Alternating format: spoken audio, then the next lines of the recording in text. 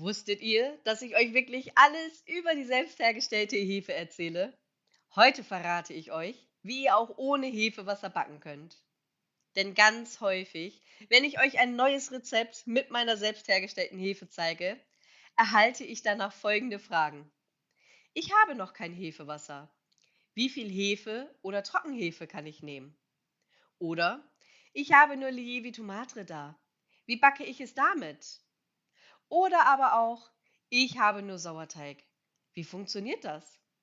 Und heute geht es genau um die Beantwortung dieser Fragen. Also, lasst uns direkt loslegen. Die meisten Rezepte, die mit Hefewasser zubereitet werden, können auch mit Hefe, Trockenhefe, Lievito Madre oder auch Sauerteig hergestellt werden. Ich kann euch aber wirklich nur empfehlen, wenn ihr es noch nicht habt, Hefe selber zu machen. Es ist nicht nur gesünder, sondern auch bekömmlicher und das Gebäck bekommt hiermit noch einmal einen besseren Geschmack. Wenn ihr mehr hierüber erfahren möchtet, dem verlinke ich die passende Playlist am Ende dieses Videos.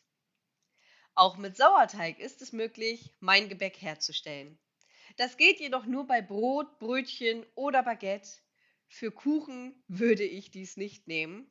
In allen anderen Fällen solltet ihr allerdings darauf achten, wenn euer Sauerteig noch nicht so triebkräftig ist, dass ihr diesen zusammen mit etwas Hefewasser, Hefe oder Trockenhefe verwendet. Aber wie ersetzt ihr jetzt das Hefewasser?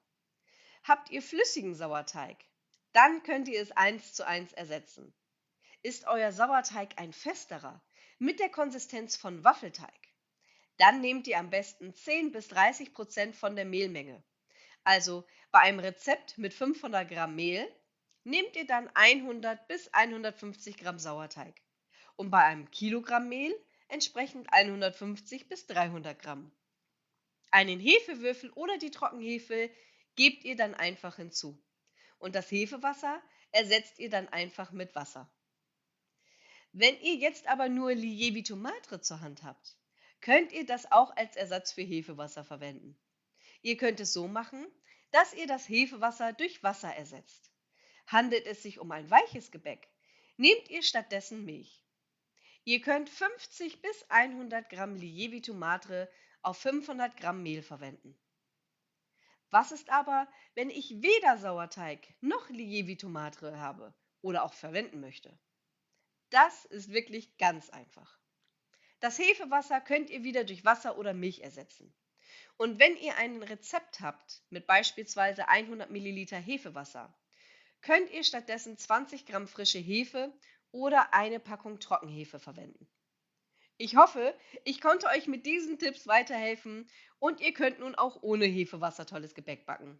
Allerdings, besser und gesünder ist es mit der selbst hergestellten Hefe.